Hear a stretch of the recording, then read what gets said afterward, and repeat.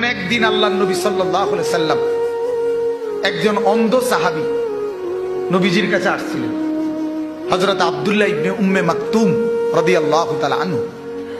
আসার পরে উনি আইসেই উনি তো অন্ধ, তো নবীজির সামনে কে আছে না আছে উনি করে দেখছেন, কথা বুঝেন নাই। আইসেই উনি বলতেছে, আল্লিমনি মিম্মা আল্লামাকাল্লাহ, হে আল্লাহর রাসূল, আল্লাহ আপনাকে যে ইলম দিছে কোরআন, আপনি এখান থেকে আমারে কিছু শিখান। আমালু বিহি, আমি একটা আমল করব।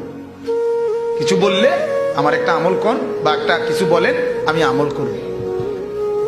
ঘটনাচক্রে আল্লাহর নবী সাল্লাল্লাহু আলাইহি সাল্লাম তখন মক্কার কুরাইশদের সিনিয়র বড় বড় লিডার শ্রেণীর কিছু কাফের নেতার সাথে কথা বলতেছিলেন, ইসলামের দাওয়াত দিচ্ছিলেন।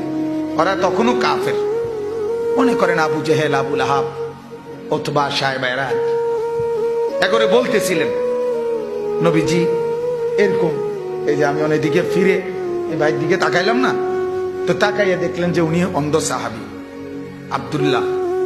তো নবীজি ভাবলেন, আচ্ছা ঠিক আছে, হে তো আমার অনুসারী, হে তো কালেমা পড়ুন নেই, হে একটু বসক না, পরে কমু হেরে, আগে এরারে বলি। এরা তো যদি একটা লোক ঈমান আনে আমার অনেক ফায়দা হবে, উপকার হবে।